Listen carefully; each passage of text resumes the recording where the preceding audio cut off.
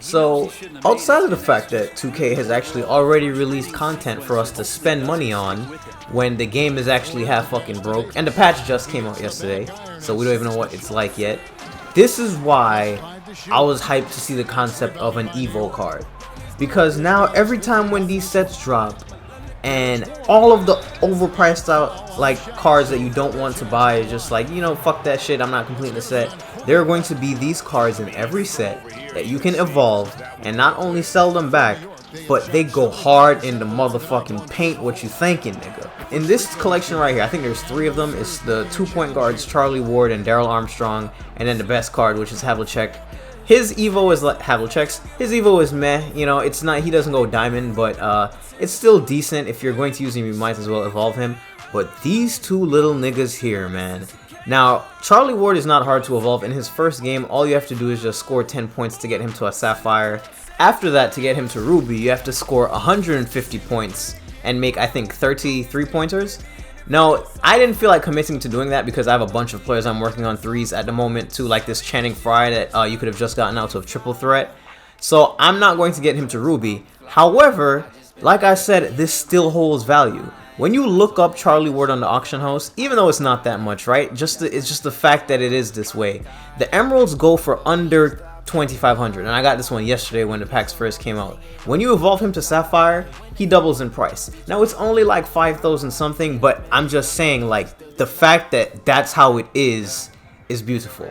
So just score 10 points and you could sell all of these back for like double your, you know, it's not something somebody's gonna do, but I just fuck with the fact that it's that way. As for Ward himself, like, I think at his peak evolution, the most comparable person I could compare him to is maybe Leandro Barbosa, the Ruby one from the market, because he's going to be small, fast as shit, and have the ill jump shot. I think his 3 goes all the way up to a 95.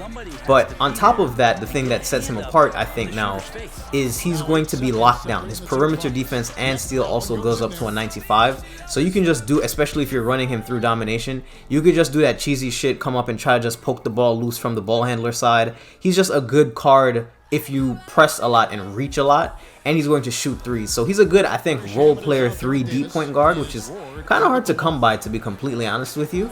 Just a point guard that can shoot and play D, because you might focus the ball more using your 2 or your 3. So he fits if you have that kind of a team.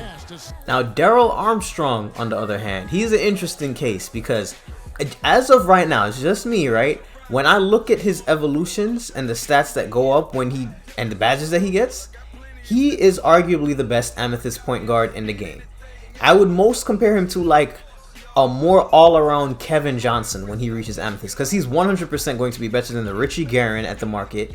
He's going to be better than Kevin Johnson because he can dunk just as much. He's going to be faster. He has better defense, and his 3 goes up to almost a 90. I think it's an 87. There it goes.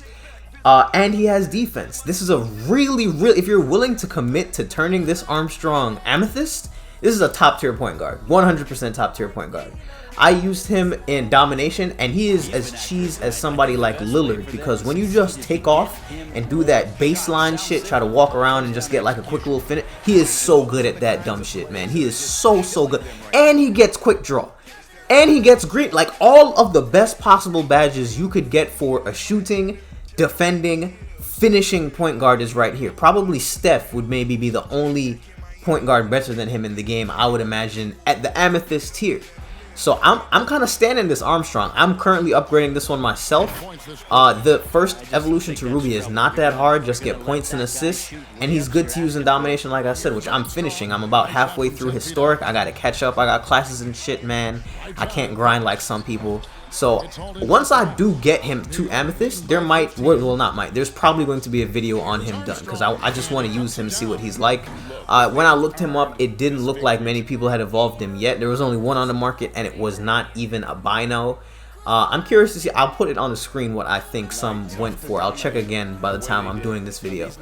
But Darrell Armstrong right now, I'm kind of a stan, man. He looks like an animal. If anyone does have him at Ruby, please let me know in the comments what are the requirements to get him to Amethyst, because if that's really annoying, I don't know how I'm gonna feel, because some of the requirements they do for these cards is just so fucking, what are you doing, 2K? Now here goes the clip that just sold me on this little nigga, right? It was the end of the game, and this motherfucker Shaq Boom, bitch! After like 5 blocks on my head for the whole game, he was just dicking me in the paint. Little Darrell Armstrong comes down and stuffs it on his bean ass, egg, chocolate head ass little fucking... He was getting me tight, alright? He was getting me tight. Shaq just annoys me in 2K, especially this pink diamond one that you face in the all-time Lakers. Y'all know what I'm talking about. But Darrell Armstrong came in, bodied him, and made me realize, yes, even at the Sapphire tier, he's showing gem potential. So I can only imagine what he looks like at higher tiers. So if you have higher tiers of him, let me know how you feel about him, how he plays. I'm going to work on this one because even if...